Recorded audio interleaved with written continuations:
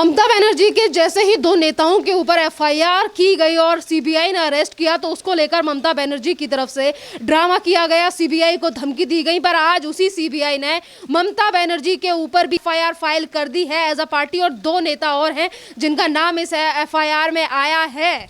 देखिए, आज सबसे पहले देश के सामने ये बात बड़े स्पष्ट रूप से रखने की जरूरत है, Mamata Banerjee is not above the law and Mamata Banerjee को भी इस देश के उसी संविधान के अनुसार चलना पड़ेगा जो संविधान इस देश के 130 करोड़ भारतवासियों के लिए बना है।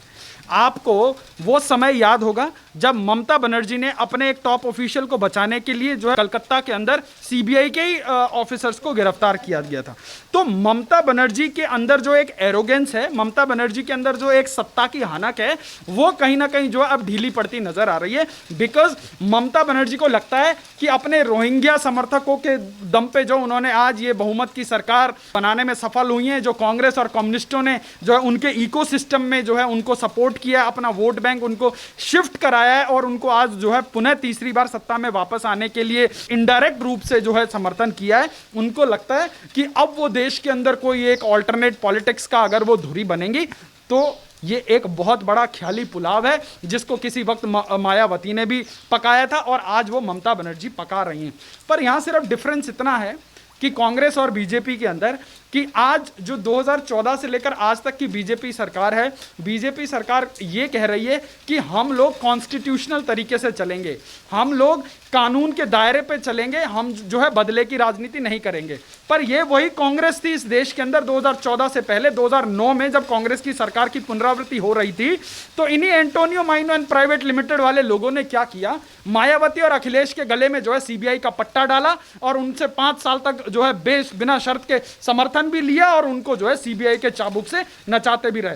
सो यही डिफरेंस है कांग्रेस और भाजपा में, चाल चरित्र और चेहरे का, कि भाजपा जो है सभी लड़ाई को कानूनी तरीके से लड़ रही है, संवैधानिक जो है परिधि के अंदर लड़ रही है। पर इस देश के अंदर कुछ लोग सोचते हैं कि तुष्टीकरण की राजनीति के चलते वो जो है कहीं कानून से अपने आप को ऊपर समझने लगे हैं और ममता बनर्जी उसमें से एक है। आप एक बात बताइए, अगर चुनाव से पहले ये कार्रवाई की होती तो ये ममता बनर्जी और इनका जो है लुटियन मीडिया कहता कि ये जो है चुनाव से पहले की ये बदले की कार्रवाई है। अब चुनाव के बाद कार्रवाई कर रहे हैं तो उसके बाद ये फिर कह रहे हैं कि बदले की कार्रवाई। तो भाई आज इस देश का लिबरल मीडिया हमें ये बताए कि इन लोगों की मौत के बाद इनके ऊपर कार्रवाई हो, सबसे बड़ा प्रश्न है। मतलब चुनाव से पहले कार्रवाई नहीं कर सकते, चुनाव के बाद कार्रवाई नहीं कर सकते, तो ये जनता के पैसों पर डकैती डालने वाले इन लोगों के ऊपर कार्रवाई करें तो कब करें। तो आज सबसे बड़ी बात यह है कि हां, राज्यपाल की अनुमति लेकर सीबीआई ने जो है ममता बनर्जी के उन 4 पट्टों के ऊपर पट्टा डालने का काम किया है। पर ममता बनर्जी की हनक देखो, खुद तो सीबीआई ऑफिस पहुंची, साथ में पूरे कोरोना प्रोटोकॉल को धत्ता बताते हुए एक प्रदेश की मुख्यमंत्री जो है वहां पे अपने 500,000 कार्यकर्ताओं को जो है वहां पर सीबीआई ऑफिस के बाहर वहां नारेबाजी और जो है हुड़दंग करने के लिए छोड़ दिया। तो ये कौन सा लोकतंत्र है। खैर, ममता बनर्जी जो है कभी लोकतंत्र में विश्वास ही नहीं करती, क्योंकि ममता बनर्जी का मुझे वो स्वर्णिम काल याद है जब वो विद्यार्थियों की राजनीति करती थी। तो जेपी एक बार जो है कलकत्ता आए थे और ममता बनर्जी कांग्रेस विद्यार्थी संगठन की नेता होती थी और उसी जेपी की गाड़ी के बोनट के ऊपर जो है ममता बनर्जी ने जो है कितना बड़ा बवाल मचाया था। तो ममता बनर्जी की ग्रूमिंग ही इस प्रकार की है, तो इसमें कोई दो राय वाली बात ही नहीं है कि ममता बनर्जी की राजनीति किस प्रकार की है।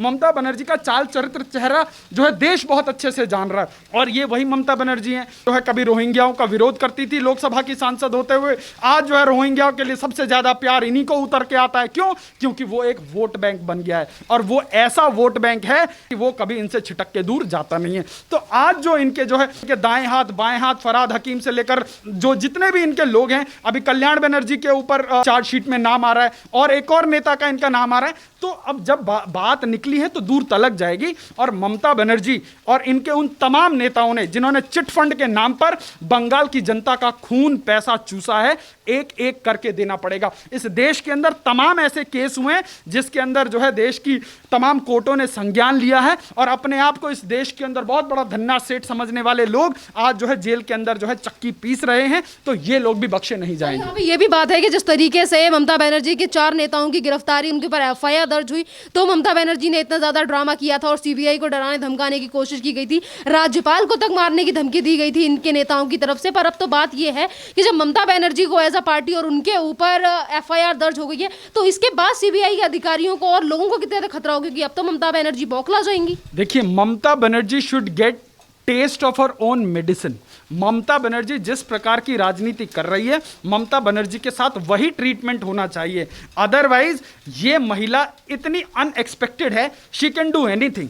क्योंकि बंगाल के अंदर देखा, जब चुनाव हो रहा था तो एक राज्य की सिटिंग चीफ मिनिस्टर अपने पार्टी के कैडर को उकसाती है और कहती है कि जो है केंद्रीय जो सुरक्षा एजेंसीज आई हैं उनको आप घेर लो, उनके ऊपर जो है इस प्रकार से आक्रमण करो। आप बताइए, ये क्या किसी मुख्यमंत्री की भाषा हो सकती है? क्या मतलब हम एक लोकतांत्रिक देश में रह रहे हैं या बनाना रिपब्लिक में रह रहे हैं? और वो मुख्यमंत्री देखो कैसे वो झूठा प्लास्टर का नाटक करके पूरे चुनाव में जो है प्लास्टर लगा के घूमती रही और जैसे रिजल्ट आया वैसे वो प्लास्टर खुल गया। तो ऐसी ड्रामेबाज महिला मुझे नहीं लगता भारत के राजनीतिक इतिहास में शायद किसी ने देखी हो। पर यह महिला जो है आज जिस प्रकार से लोकतंत्र को तार तार करने पर तुली हुई है और जिस प्रकार से भाजपा के ऑफिसों के ऊपर कब्जा हो रहा है, भाजपा के कार्यकर्ताओं के ऊपर जो है हमला हो रहा है, और उसके बाद मुख्यमंत्री कितनी ढिठाई के साथ, कितनी बेशर्मी के साथ कहती है कि बंगाल में कुछ हो ही नहीं रहा, कुछ नहीं हो रहा। और आप बताइए, आज एक मुख्यमंत्री जो है एक गार्जियन होता है एक स्टेट का, बियॉन्ड पॉलिटिक्स, बियॉन्ड पार्टी। आप जैसे प्रधानमंत्री किसी पार्टी के नहीं होते, वैसे ही मुख्यमंत्री जो है किसी एक पर्टिकुलर पार्टी के नहीं होते। आप पूरे प्रदेश के गार्जियन हैं। आप हिंदू, मुस्लिम, सिख, ईसाई, भाजपा, कांग्रेस जो है वामपंथ, सबके मुख्यमंत्री हैं। तो आपका पहला अधिकार क्या बनता था? चलो मान लेते हैं कि आपके पार्टी के कार्यकर्ता अनरूली हो गए, पर आपकी जिम्मेवारी क्या बनती थी? आपकी जिम्मेवारी यह बनती थी कि आप अपने जो है उद्दंड कार्यकर्ताओं को रोकें। पर जब चीफ मिनिस्टर का खुद का बयान ऐसा आता है कि वो कहीं ना कहीं ऐसा लगता है कि मुख्यमंत्री लोगों को खुद उकसा रही है ऐसा कुछ करने के लिए, तो क्या मुख्यमंत्री के ऊपर सवाल नहीं होने चाहिए? आज प्रदेश का राज्यपाल अगर वहां पर स्टॉक ऑफ सिचुएशन लेने जाते हैं तो वहां पर जो है टीएमसी के कैडर उनके ऊपर हमला करने आ जाते हैं। तो आज बहुत आवश्यकता है कि ये अनरूली हो चुकी। जिस तरीके की चीजें वेस्ट बंगाल में ममता बनर्जी कर रही हैं और ममता बनर्जी के ऊपर जो अभी एफआईआर दर्ज की गई है सीबीआई की तरफ से, अब सीबीआई की तरफ से यह भी मांग की गई है कि ये जो पूरा मामला है नारदा स्टिंग ऑपरेशन का, ये किसी और कोर्ट में ट्रांसफर कर दिया जाए। निश्चित रूप से देखिए, बंगाल के अंदर तो कुछ नहीं कर सकते आप। अगर बंगाल की कोर्ट के अंदर कुछ होना हो तो कुछ हो ही नहीं सकता। क्यों?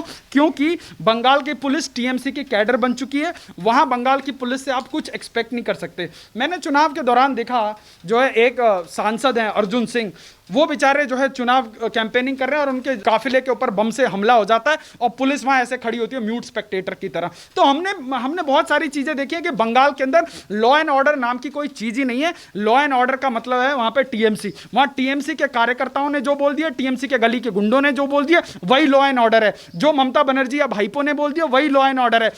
कलकत्ता के अंदर जो फरहाद हकीम ने बोल दिया वही लॉ एंड ऑर्डर है।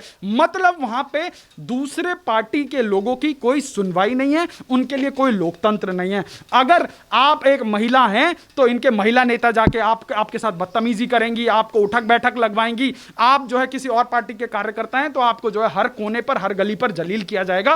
तमाम वीडियो जो है हम लोगों ने देखी पिछले अभी 10-15 दिन के अंदर। और एक महिला मुख्यमंत्री होके आंख के ऊपर पट्टी और मुंह के ऊपर उंगली लगा के बैठी है। और ये ममता बनर्जी का ये जो मौन समर्थन है, ये ममता बनर्जी को भारी पड़ेगा। और जो आज सीबीआई ने दलील दी है, जो सीबीआई ने जो है एक एफआईआर करी है, निश्चित रूप से ममता बनर्जी की जिम्मेवारी बनती है अपने उन सारे नेताओं को प्रोटेक्ट करने में। बंगाल के लोगों का खून पसीने के पैसे को लूटने में जो इन लोगों की मिली भगत है, तरफ जो वहां की जनता है उसका पैसा लूटा जाता है और उसी के साथ अत्याचार किया जाता है। अगर हम वहां के राज्यपाल की बात करें, जगदीप धनखड़ की बात करें, तो उनकी तरफ से भी कई तरीके की शिकायतें निकलकर सामने आ रही हैं और उनके लेकर भी कोई सुनवाई नहीं की जा रही। मैं राजनीति को बड़ा माइक्रो लेवल पर जाकर स्टडी करता हूं और पिछले 5 साल में मैंने देश के अंदर कोई दूसरे राज्यपाल को इतनी जो है स्ट्रॉन्ग स्टेटमेंट्स देते हुए नहीं सुना। जगदीप धनखड़ जो है एक बड़े सीनियर मोस्ट गवर्नर हैं और जो है उनका बहुत एक वाइब्रेंट प्रोफाइल है। जब वो लोगों से मिलने जा रहे हैं, लोग उनके पैरों में गिड़गिड़ा के पड़ रहे हैं, कह रहे हैं कि जिंदा रहने के लिए हमें जो है अपना धर्म परिवर्तन नहीं करना।